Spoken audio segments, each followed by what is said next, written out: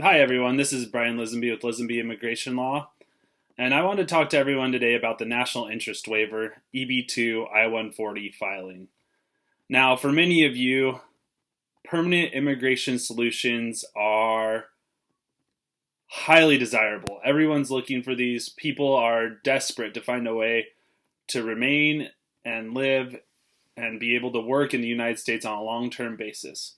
The National Interest Waiver may be a way for you to do that, especially for those of you who are waiting for a perm or nervous or anxious about starting the perm labor certification process, or if you're towards the end of your 6 years of stay on an H-1B or towards the expiration of a similar visa type, you may not have time to finish the labor certification process due to recent government backlogs at the Department of Labor and at USCIS. So the National Interest Waiver may be a good option for you to find a permanent immigration solution or establish a priority date at a cheaper cost. So who can file a National Interest Waiver? The best candidates for National Interest Waiver are those possessing a master's degree or higher.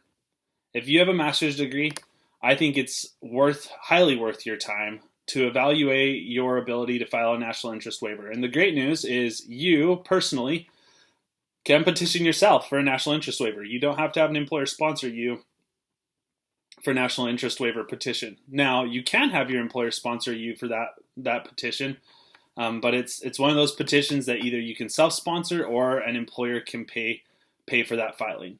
The other type of people who qualify for the National Interest Waiver are those who have what USCIS has determined is exceptional ability.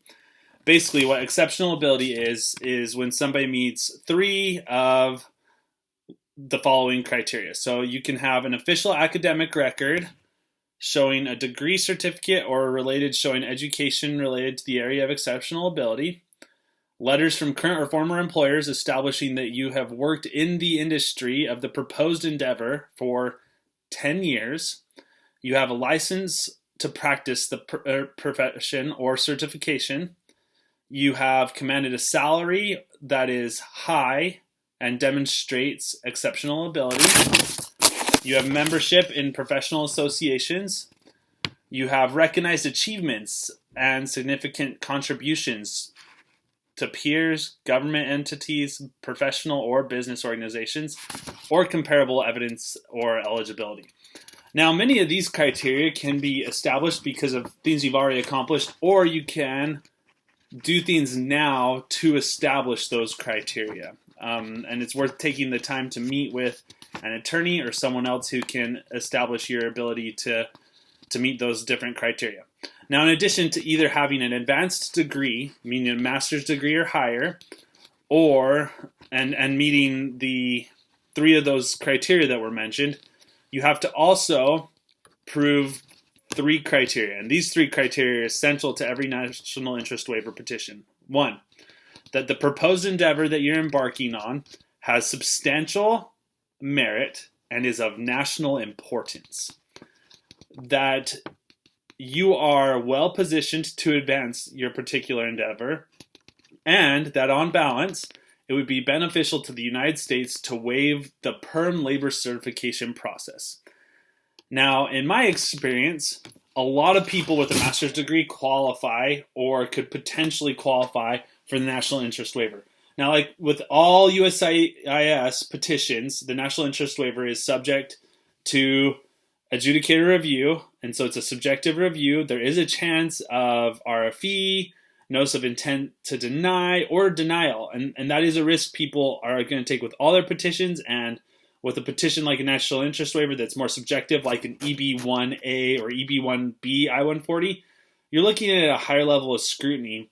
So there is a little bit more review, and the adjudicators are going to pay more particular attention to it, so there is a higher rate of RFE.